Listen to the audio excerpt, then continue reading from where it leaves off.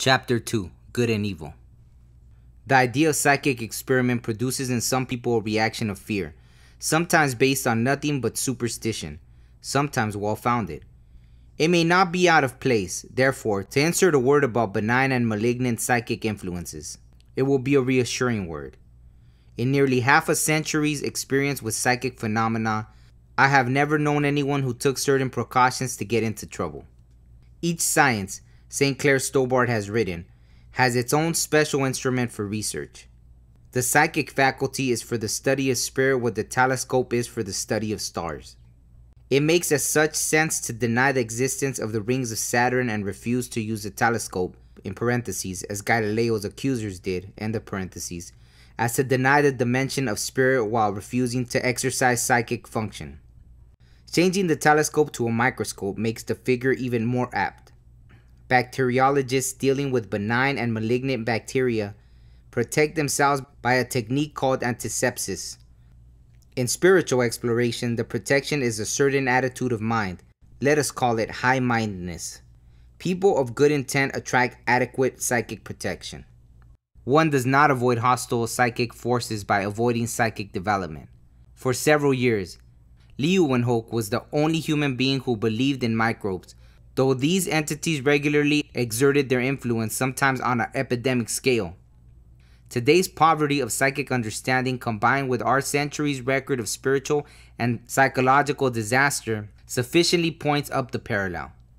It was sometime after I made the disconcerting discovery of my own psychic attitude that I began to appreciate the full extent to which this kind of ability, omitting for the moment the factor of quality, had influenced man's development, explained in fact his essential nature. Everything really worthwhile had its origins in psychic phenomena. All the arts, most of the sciences, most of the philosophies, all the religions. Practitioners of these higher arts have always had to deal with malignant forces.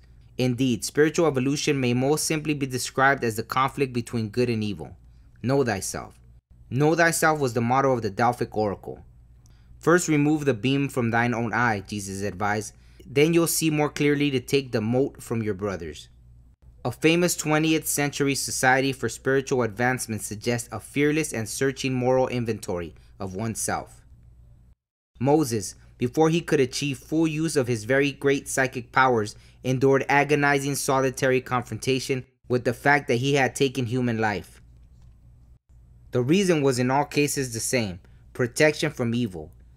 And even within the restricted insights of 20th century psychology, it is sound. One of the greatest of spiritual dangers is the unprotected condition resulting from what psychologists call projection. The fanatical communist blames all his troubles on the greedy capitalist, the capitalist on the impious communist, the Nazi on the Jew, the Ku Kluxer on the Negro on Whitey, while each is himself committing crimes of which he is unaware. These bring on him retaliation for which he is unprepared. How does awareness of one's own baser traits protect one? Knowing the evil in oneself equips one to recognize it elsewhere and take appropriate steps. My experience in psychic work suggests that anyone who approaches the adventure with honesty, with goodwill, with hope, and with some comprehension of his own limitations will not come to harm through it. The first recorded indication of clear psychic ability I was fascinated to learn dates back more than 8,000 years to around 6,700 BC. It was reassuring. At the time of my first confusion over the things that had begun happening to me, to learn that the world's religious writings, when read with even a little parapsychological insight, turned out to be mostly made up of simple records of the world's truly great mediumships. These chronicles have two great aims: to show that human personality survives death, and to record that under certain circumstances, physical materials are manipulated by non-physical psychic forces. The method is a simple heaping up of well-attested evidence. The language, particularly in the Old Testament, is often that of a receptive but uncultivated people. But the nature of the events recorded cannot be misunderstood by anyone having even casual acquaintance with psychic events in our own time. According to the celebrated French scholar d'Olivet, the Western religious traditions begins with the legendary barbarian priestess Völuspá, whose psychic ability brought her to prominence among the nomadic tribes of the Eastern European steppes in the 7th millennium before Christ. Her first overpowering spirit message, or in the language of today's parapsychology, luminous apparition of a discarnate, was a plea against racial suicide. While two rival chieftains were working through the verbal preliminaries to combat, Völuspá felt about to swoon but still conscious, in parentheses, a good description of the mental state preliminary to some psychic events, end of parentheses. She heard her name called, looked up and saw a shining warrior who ordered her to throw herself between the two quarreling commanders, her husband and her brother, call off the intertribal slaughter they were working up to, and turn their attention to the powerful enemy that threatened both tribes. Völuspá obeyed. Her message was so charged with spirit, its outcome so successful, and her subsequent spirit messages so illuminating, that she became high priestess of a tribal religion dominated by women. These early prophetesses, the Olivet says, delivered their messages in rhythmic sentences which provided the basis of the first formal meters of poetry. My masculine ego was not displeased to discover that men were not long in taking the psychic initiative. Women, wrote the Olivet, found they could not always rule by truth and took to ruling by terror. On the pretext that messengers had to be sent to tribal ancestors from time to time to take them news of their descendants, Völuspá instituted human sacrifice. 9 victims a day were thus dispatched at 9-day ceremonies held every 9 months. A young man named Rama, studious, thoughtful, with a bent towards religion, left the country to travel through the whole unknown world to learn what he could. On returning to Europe, he was dismayed at the extent to which the bloody cult of human sacrifice had spread. A new cult formed around Rama's own great psychic powers. He was a healer. This split between those who favored such abominations as temple harlotry and human sacrifice and those who did not account, I discovered, for many of the outraged fulminations of the Old Testament prophets. By the time of the great ethical and humanitarian Hebrew leaders, 1800 BC and later, horrors in the name of religion were so widespread in Asia Minor that the people of Israel had to be warned against them continually. The first stern admonitions appear in the biblical book of Leviticus.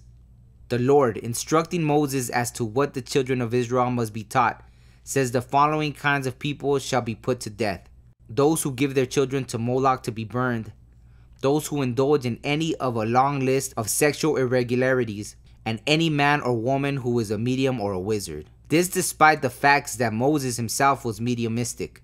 He heard voices, was in the modern term clairaudient, and produced automatic writing, and the whole chain of great Hebrew prophets were highly gifted mediums. The Old Testament range of psychic talent is overwhelming. Abraham heard voices, went into trances, and had meaningful visions. Jacob manifested discarnates physically and had conversations with them. Joseph was strongly precognitive and could interpret dreams. Balaam was clairvoyant and clairaudient, so was Gideon. Elisha was precognitive. Elijah had all these powers and besides could produce apports, the instant transport of objects to designated and sometimes distant points. Either it is all the most outrageous nonsense or it is a simple, factual description of psychic phenomena. For my own part, my direct experience allows me no choice but to recognize it as the latter. The sitting of Saul with the medium at Endor, a typical Old Testament transaction, is quite modern in tone. It's the kind of thing that happens daily with mediums of our own time and has happened innumerable times in my own apartment. Someone desires a seance to communicate with a specific discarnate for a specific reason. The medium has never met the sitter before and at the opening of the seance knows nothing about him. The sitting, as frequently happens, is successful. The hoped for discarnate comes through, the desired dialogue takes place, the sitting is ended. As my experience in psychic matters widened, I came to understand more and more the Old Testament distaste for mediums and wizards. God knows I am not a prude. Couldn't be. My own record is too splotched with mistakes. And when we have temple harlotry and human sacrifice, it at least is not under church auspices. So we're that much improved since Old Testament times. Still, there are practicing mediums in this country, persons of quite authentic psychic ability, whom I would not recommend because they are ignorant, superstitious, morally below par, and in some cases vicious. Psychic talent, the ancients knew perfectly well, is no guarantee of moral rectitude. Distinguishing between mediums of scanty ethics and those of transcendent nobility, they called these latter prophets. Some of the noblest people I have ever known have had psychic gifts, and some of the crookedest. At one time, the best medium in England was in jail for burglary, and guilty too. My inquiries into the history of the psychic gift now took a new turn. While the great Hebrews were so dramatically exploring the meditative and spiritual dimensions, that incredible development, the Greek intellect was having comparable adventures in the stony peninsula that forms the western boundary of the Aegean Sea. The great Greek psychic was Pythagoras. His inspiration carried through Socrates, Plato, and Plotinus to Jesus and to Paul. This blending of Hebrew and Greek psychic experience gave the world Christianity, a religion which was founded on and which departed from history's most astounding mediumship, that of Jesus. The name Pythagoras is known to every schoolboy through its association with the theorem describing the relationships between the squares of sides of triangles. Pythagoras was born on the Greek island of Samos about 582 BC. During a vision that came to him when he was a young man, he saw and sensed cosmic truths which sensed to him inexpressible by ordinary means. He tried to express them in mathematics, and this effort led to fundamental discoveries of geometry and trigonometry. Eager for even greater insights, he went to Egypt and studied for several years under the leading Egyptian psychics. Eager for even greater insights, he went to Egypt and studied for several years under the leading Egyptian psychics. Taken prisoner during one of the wars, he was sent to Babylon, and there mastered the insights of the learned Persian psychics, the Magi. At last, after 34 years, he returned to Greece, his great abilities beginning to reach their prime. He revived the ancient oracle at Delphi by abolishing the decadent customs of the place and installing mediums he knew from his studies to be of the highest quality. He then traveled through the Greek and Roman settlements around the Mediterranean, founded institutions that in a latter day would have been called churches, continuing his inquiries into the structure of the universe. He saw clearly the relationship between its material and non-material aspects, and encouraging others to do so. Mathematical discoveries continued, and the harmonic principles which govern musical tones were also formulated, and mediumship reached a high level of effectiveness. The religion of Pythagoras was a powerful and elevating force for 2.5 centuries. The ministry of Jesus was the sublimest mediumship in history. Jesus was unquestionably a divinely inspired teacher and prophet on a cosmic evolutionary mission. He was also, as another great psychic, John the Baptist, at once perceived a medium of very great powers. Despite his own prophecy that, "Ye shall do even greater works," and despite the fact that phenomena similar to those he produced are occurring today, the psychic works of Jesus have not yet been equaled by any other single medium. If one accepts, as I do, the hypothesis that Jesus was a medium, an interesting question arises.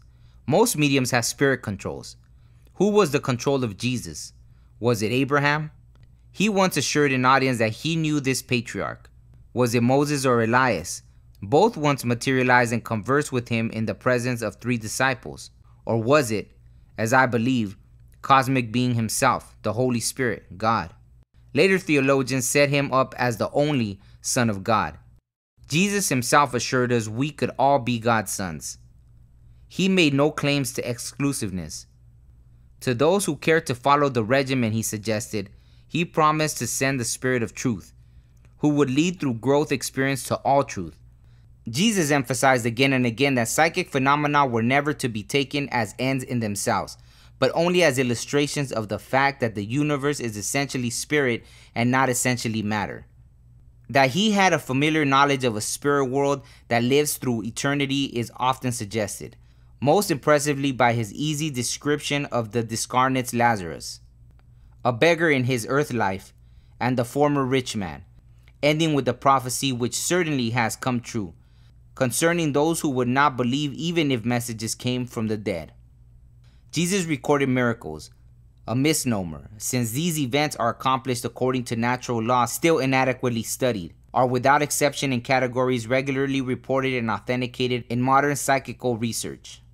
Most striking, perhaps, are the appearances like the wine at Cana, the loaves at the convocation, the coin in the fish's mouth to appease the tax collector, of materials that had not been there an instant before. Numerous examples, one of them an emergence of coins from the sea quite in the New Testament manner, are recorded in our own time. I have myself witnessed such events, and once found in my own hand, placed there instantaneously by a non-physical agency, publicly and in broad daylight, a semi-precious stone. The famous episode of walking on the water is a case of levitation, a phenomenon known, as regards physical objects, to thousands of contemporary families who have experimented with table tilting, and as regards human bodies, to every serious psychical researcher. Telekinesis, the movement of physical objects by non-physical means, is one of the most common of today's psychic occurrences of the physical type. The rolling of the stone from the tomb of Jesus was a New Testament example.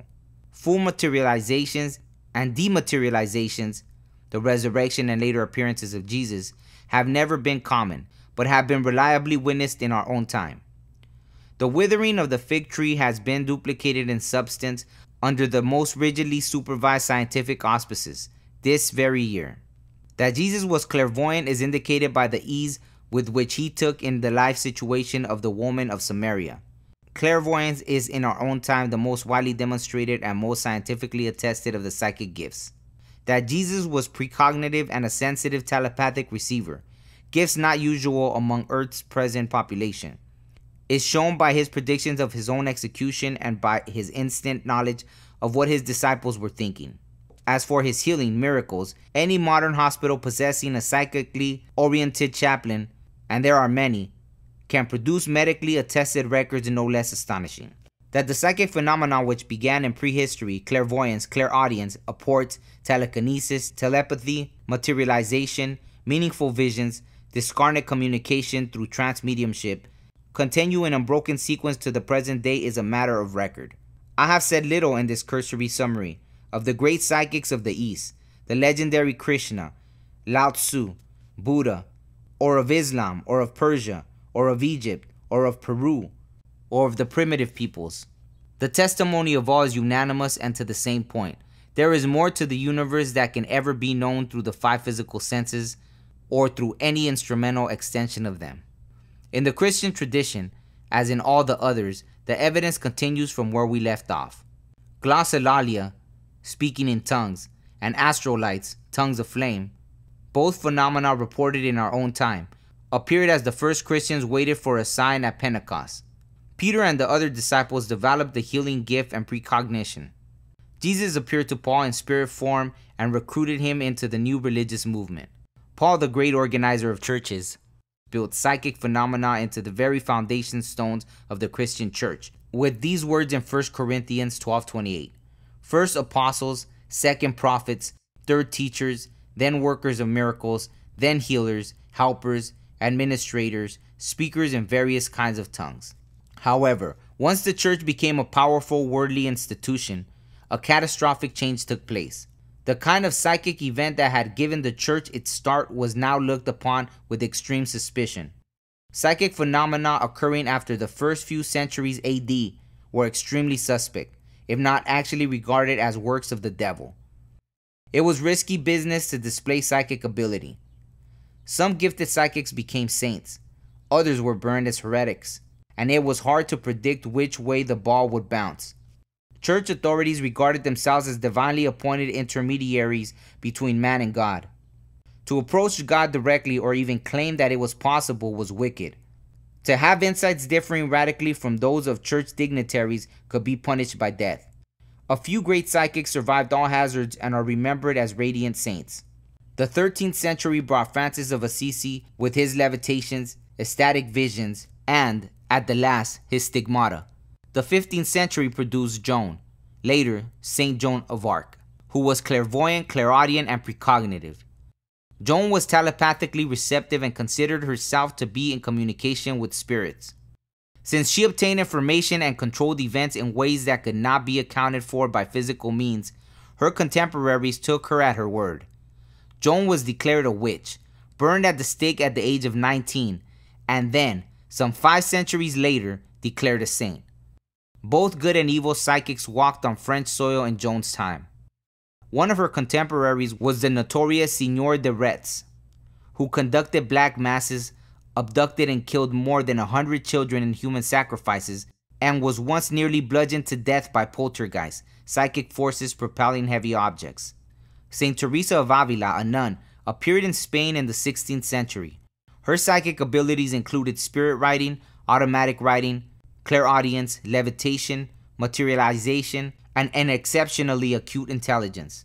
Since one of the aims of this chapter is to indicate that things that happened long ago are also happening today, and since levitation of the human body has always been rare, it should be mentioned that an American psychiatrist traveling in Italy in 1960 sent back a word of a monk who levitated regularly during Mass, much to the chagrin of his ecclesiastical superiors.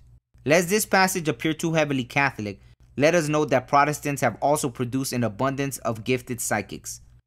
In 17th century England, George Fox heard voices, gave himself over to the guidance of an inner light, held meetings so packed with psychic power that the building shook, experienced visions, and spent a total of 8 years in jail, mostly for interrupting Church of England services and for refusing to take off his hat when ordered to. Precognitive, Fox foresaw the Revolution of 1688 and the Great Fire of London. He was clairvoyant, he went into trance, and he was a healer. The 18th century brought Emanuel Swedenborg, who spent 56 years becoming one of the world's acknowledged great natural scientists before giving himself over to exercising his psychic powers.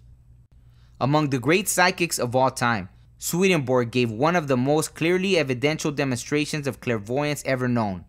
One Saturday afternoon in 1759, Swedenborg, while visiting in Gothenburg, saw that Stockholm, 300 miles away, was burning. The fire spread rapidly, burned the house of a friend, and was threatening his own Stockholm residence when, about 8 p.m., it was extinguished. On Tuesday morning, news of the fire reached Gothenburg from Stockholm. It had been, of course, exactly as Swedenborg described it. Alexander Campbell, 1788 to 1866, co-founder of the Disciples of Christ Church, railed against paying very much attention to psychic phenomena. Yet he himself had psychic ability that expressed itself in visions and foreknowledge. One night in 1807, Campbell dreamed that the ship on which he and his family were sailing to America would be wrecked. He told his mother and sisters about it. The Hibernia was wrecked as predicted. The passengers were all taken safely to shore. During Campbell's college days, he was alone in his room when a small, dark-visaged woman entered. She called his attention to what she had written on the mantel, the names of the members of his family. Then she made him understand he would go to a foreign country, be shipwrecked and rescued, would preach to large audiences, and be twice married. She then disappeared. All this came true. John Wesley was a healer in 18th century England, and more than once saw audiences carried off in transports, during which they made unintelligible sounds. Instances of glossolalia are occurring in the United States even in 1968. In New York City, a number of seminarians went to a lecture to hear a report, mind you, not a demonstration, of these events. Before it was over, several of them were near the trance state, struggling to keep themselves from speaking in tongues, splashing cold water on their heads to fight off the influence. The 1968 General Assembly of the United Presbyterian Church, at the behest of 150 of its ministers, authorized a comprehensive study of glossolalia as it is currently practiced throughout the country. At least one new book of the subject, possibly others, has appeared within the decade. The chapter's instances have all been in the religious vein. We must now consider some psychic events of a purely secular variety. End of chapter 2.